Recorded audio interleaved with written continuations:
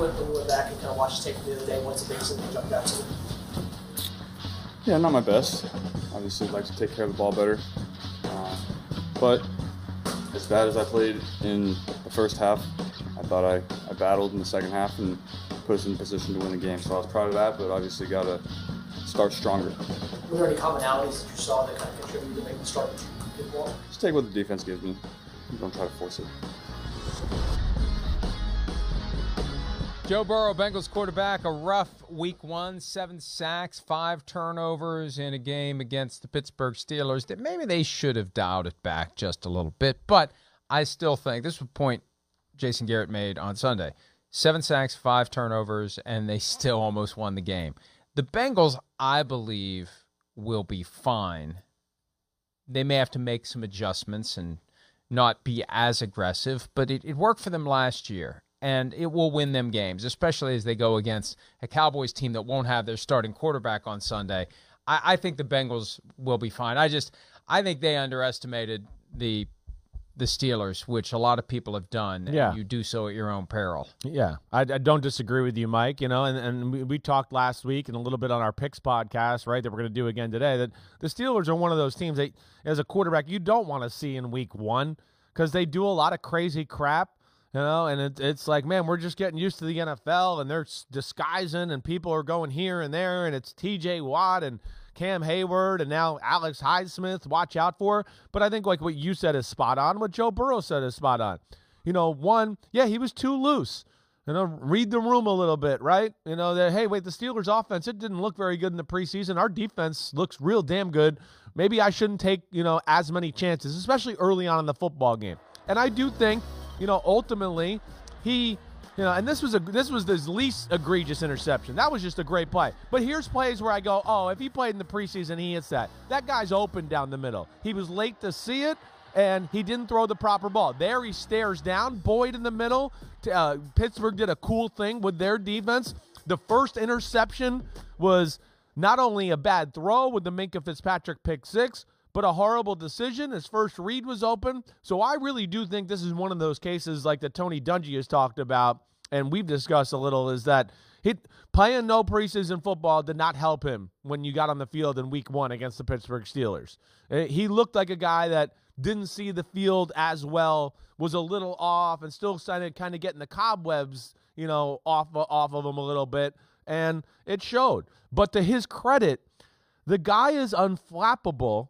And even after getting hit and crushed, and he didn't get protected well, even with this new O-line, like he said there, second half, he still makes so many damn good plays and gives them a chance to win. And I think we both agree they win the game if their snapper is in there on the extra point. I think so. But either way, I wouldn't want to be the Cowboys this week is what I'm saying. I don't. Uh-oh. Yeah. Watch out.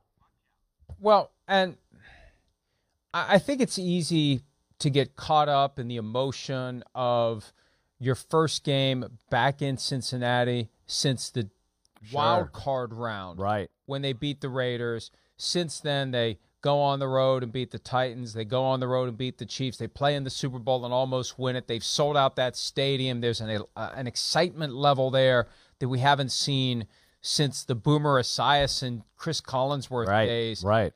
And you can get caught up in that. You want to put on a show for those people. That's why they're here. We want to entertain them. We want to show them what we can do. We want to drive our car really fast. Right, big play Bengals.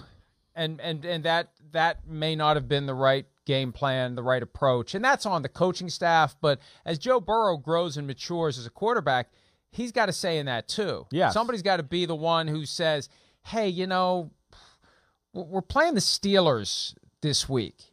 I don't know that putting on a show should take precedence over emerging from the game with a victory, which they still almost did. They were down 17-3, and they came back, and they tied it at 20. So that's where the very thick silver lining is for the Bengals. Yes. I think they will be fine, even though the offensive line is still a work in progress. I don't care how bad your line is. If you change out 80% of it, it's going to take some time for the new players to get to the point where they're comfortable working together to properly seal off all the openings for defenders to get through. That's right. Here's the, yes. I mean, and really, you're spot on. You're exactly, and then you're playing a team that you always are so good at discussing, where it's just like, hey, they've been all offseason like, hey, front four, we're not going to beat the Bengals in week 1 unless you take over, right? We have this talk all the time, so they're like rabid dogs thinking about the football game. I mean, because they know it's on them, and then they got a psycho like Mike Tomlin and Brian Flores in their ear telling them they got to play like psychos and if they want to win the football game, and they did.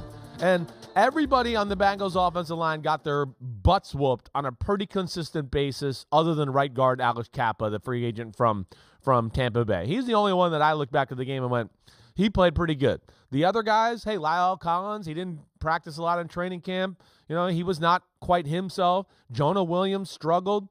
Jonah Williams, right? Yeah, Jonah Williams struggled. Ted Karras had a few moments. The left guard, young football player, he had some problems as well. So, it was a tough matchup, and it's the second year in a row, and I know you said this last week too, where it's a big-time quarterback, week 1, and he gets a little caught up in, wait, I'm the man, and I'll take over, and I'm going to beat this team. So what? And we saw Josh Allen try to do it 2 years ago, and it ended up in a loss for the Bills, and I feel like that kind of happened, to your point, like we're going to put on a show here by the Bengals, and it put them in a bad spot, even though they still should have won the game. They really should have. Yeah, they absolutely should have, and they could have, and as you said, I feel badly for the Cowboys this weekend. Not only will they not have Dak Prescott, they will have a Bengals team that is nearly a double-digit favorite. Imagine that. Is that right? What world Wow. would the Cincinnati Bengals, it's creeping up toward 10. Yeah. In what world would the Cincinnati Bengals be the favorites to go in and beat the Cowboys by more than one score? But that's where it's heading, and we'll have all of our picks coming up in the Joint Mega Picks podcast later today. Hi, it's Mike Florio. Thanks for watching PFT on YouTube. Hit subscribe for the latest news and analysis from Pro Football Talk.